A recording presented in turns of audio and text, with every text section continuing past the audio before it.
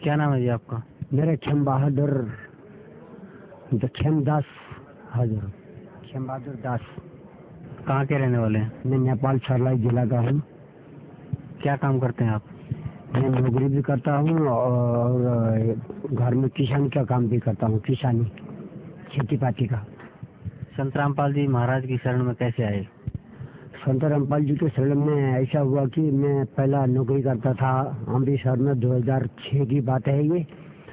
तो मैं राधा स्वामी में पहला दीक्षा लिया हुआ था। 18 साल वहाँ हमने टाइम बिता चुका था और वहाँ से हमने कुछ नहीं पाया।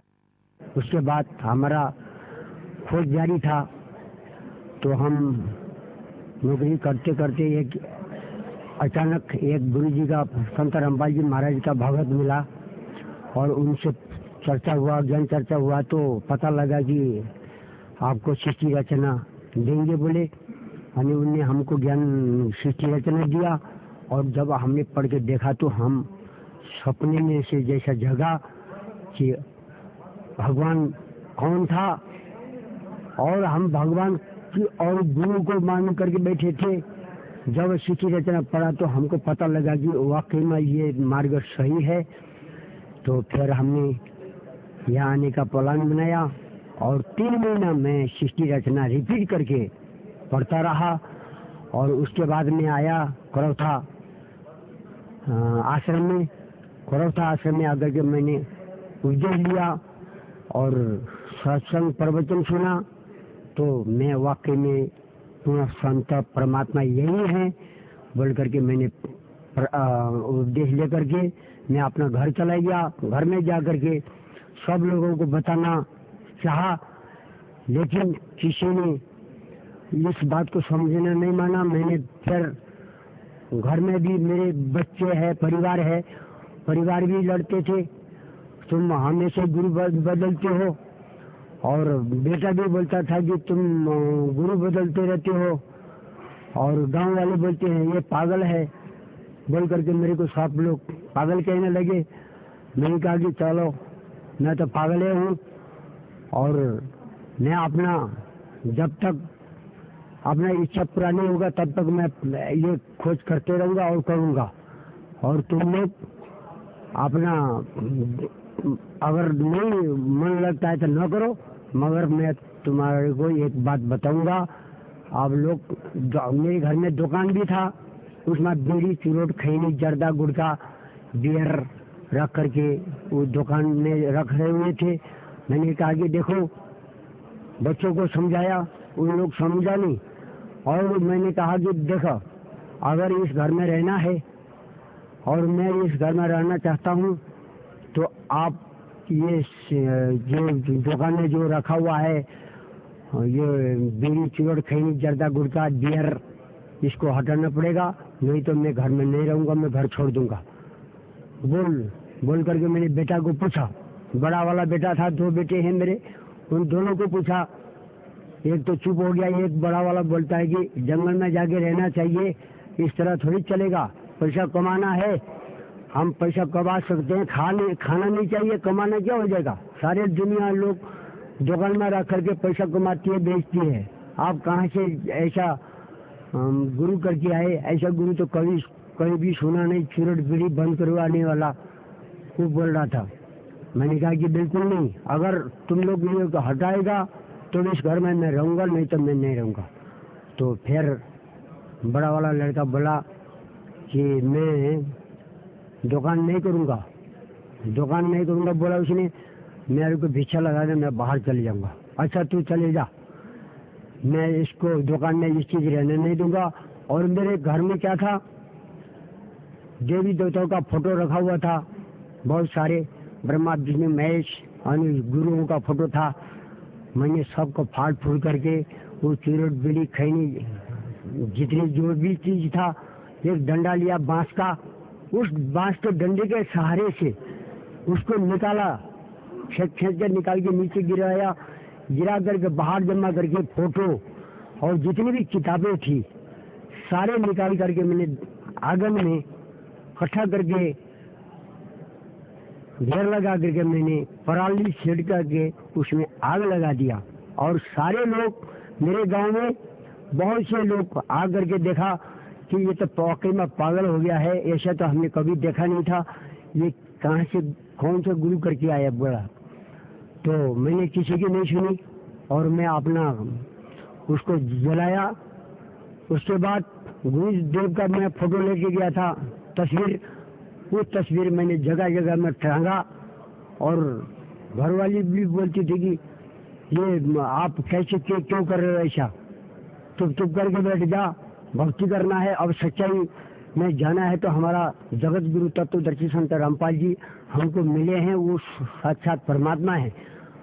तो हमने फिर उसको रोका और हमने सारा तस्वीर लगाया, अपना भक्ति स्टार्ट किया, हम और आते जाते रहे। तो अचानक यहाँ हम 2-3 बार आ चुके थे, हमने सत्यनाम लेना था जुलाई में, दिल्ली में आया, दिल्ली में आकर के बस स्टैंड से टिकट काट करके करौथा आना था, सत्यनाम लेने के टाइम था हमारा। तो वहाँ आया तो बस वाला बोला कि कहाँ जा रहे हो? मैं जा रहा हूँ करौथा आश्रम गुरु जी के दर्शन के लिए, हमारी को बस चाहिए, उस बस में जाना है। तो उसने बोला कि वहाँ नहीं जाना करौथा में, वहाँ करौथा कांड हुआ है और लड़ाई झगड़ा हो रहा है, तुम मरना जाओगे वहाँ, बोला। मैंने विश्वास नहीं किया, फिर दूसरा जगह गया, बस वाले को पूछा, उसने बोला, वो भी वही बोला कि वहाँ नहीं जाना, वहाँ झगड़ा हो रहा है। मेरे को आश्चर्य लगा, मेरे को विश्वास नहीं हुआ। फिर दूसरी जगह गया तो एक आदमी ने अखबार पढ़ रहा था, तो उस अखबार जब उसे पढ़ करके मेरे को दिखाया, देखो नेपाल के भाई तुम मानते नहीं हो हमारे बात को, देखो करौथा में झगड़ा है, आप जाना नहीं है, ये पढ़ो। जब देखा, पढ़ा, मैंने देखा तो वाकई में ये कैसा हुआ, क्यों हुआ, ये पता नहीं लगा।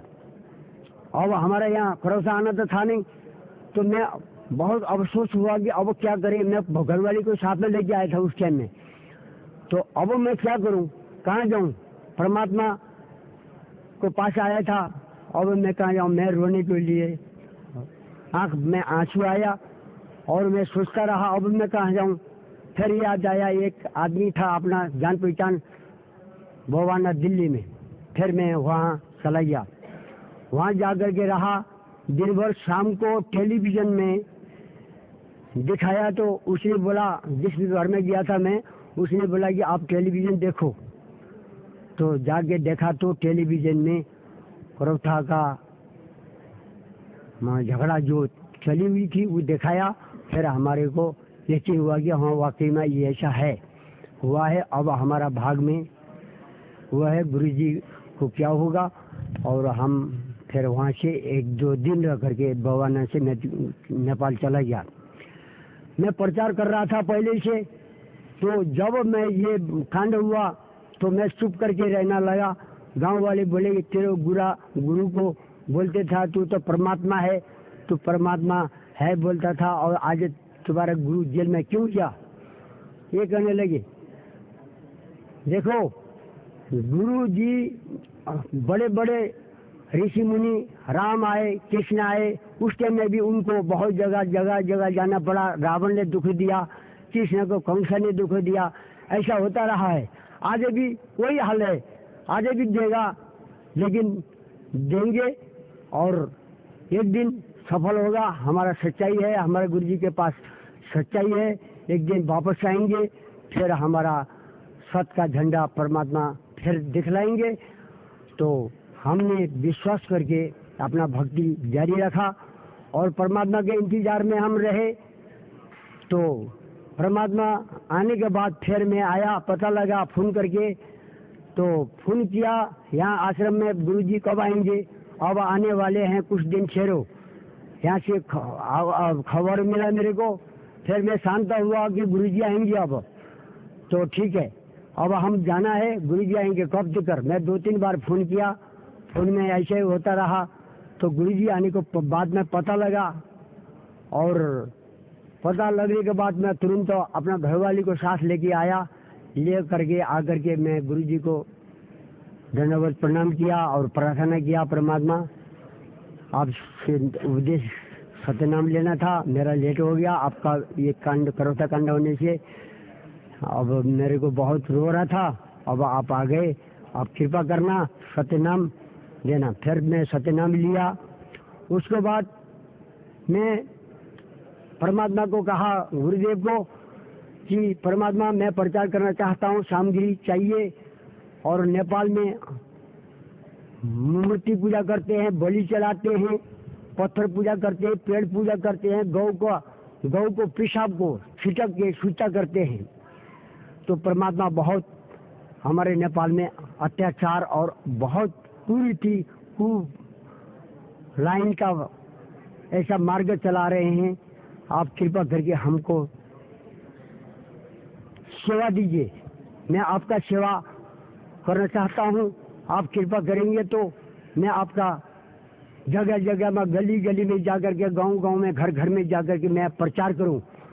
तो मैंने परमात्मा को जब प्रार्थना किया तो परमात्मा ने, ठीक है बेटा तुम प्रचार करो।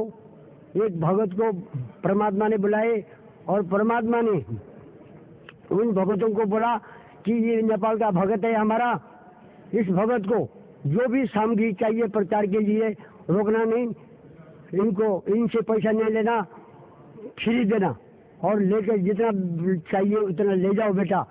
परमात्मा ने बोले।